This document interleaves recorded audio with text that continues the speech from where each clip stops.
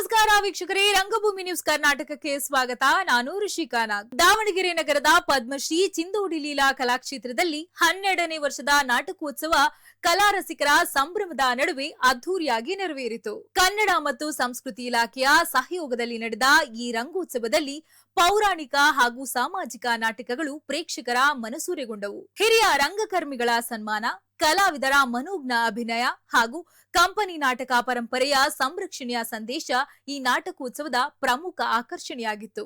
ಈ ಕುರಿತು ಒಂದು ವರದಿ ಇಲ್ಲಿದೆ. ರಂಗಭೂಮಿ ನ್ಯೂಸ್ ಕರ್ನಾಟಕಕ್ಕೆ ಸ್ವಾಗತ.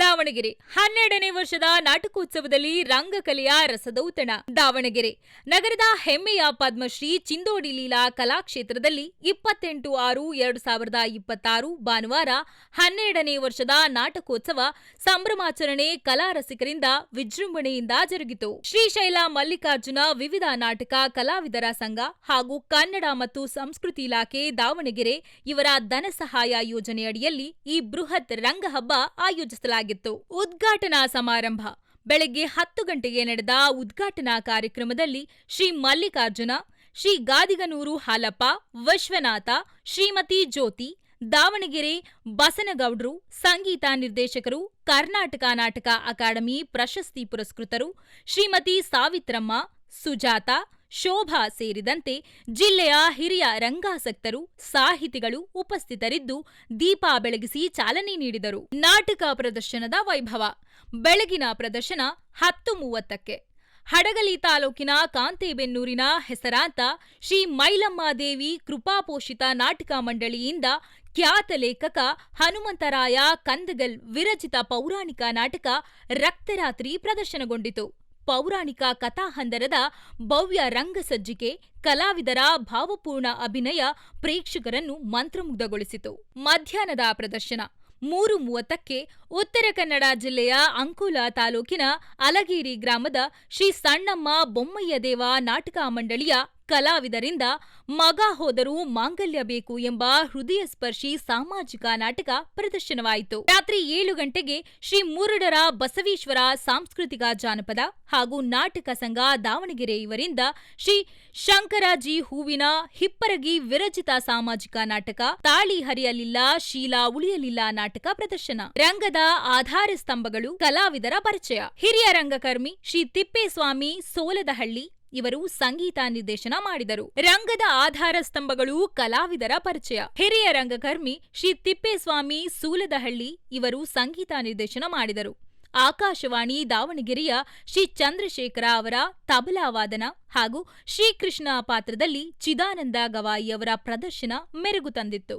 ಮಹಿಳಾ ಕಲಾವಿದರಾದ ಶ್ರೀಮತಿ ಜ್ಯೋತಿ ಕಲ್ಲೂರು, ಐಶ್ವರ್ಯ, ಶೋಭಾ, ವಿಜಯಲಕ್ಷ್ಮಿ, ಸುನೇತ್ರಾ, ಜಯಶ್ರೀ, ದಿವ್ಯಕುಮಾರಿ, ಕರಿಷ್ಮಾ ಹುಬ್ಬಳ್ಳಿ, ಸೋಗಿನ ನಾಗರತ್ನಮ್ಮ, ಬಿ.ವಿ. ಈಶಾ ಕವಿಗಳ ಮಗಳಾದ ಮಂಜುಳಾ, ರಾಣೆಬೆನ್ನೂರು ಕಾಶಿಬಾಯಿ ಅವರು ತಮ್ಮ ಸಶಕ್ತಿ ಅಭಿನಯದಿಂದ ಪಾತ್ರಗಳಿಗೆ ಜೀವ ತುಂಬಿದರು. ಸುರೇಂದ್ರ ಗೋಕರ್ಣ ಹಾಗೂ ಮೌನೇಶ ಅವರು ತಮ್ಮ ಪಾತ್ರಗಳಿಗೆ ನ್ಯಾಯ ಒದಗಿಸಿದರು. ಸಾಧಕರಿಗೆ ಸನ್ಮಾನ.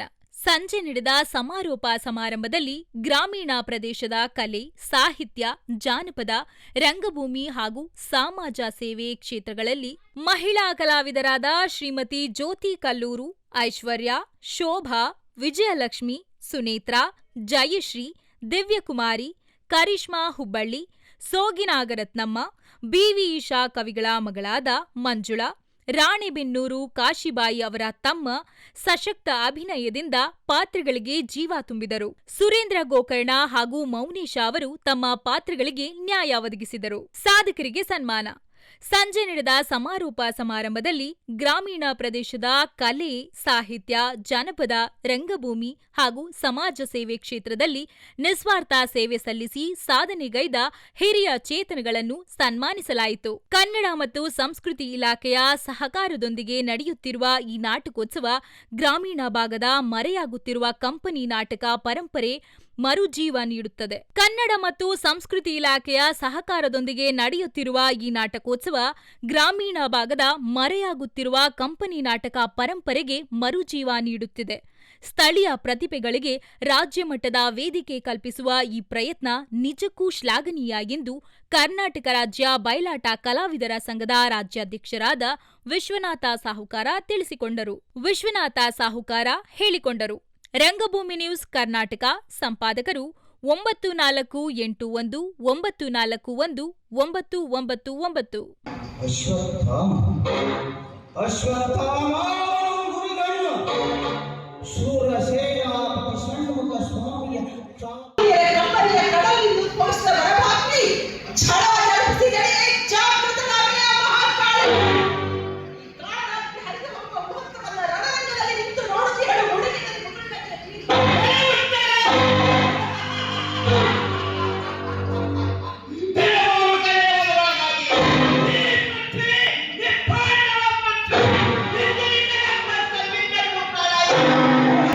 ಇದಾಗಿತ್ತು ಈ ಕ್ಷಣದ ರಂಗಭೂಮಿ ನ್ಯೂಸ್ ಕರ್ನಾಟಕ.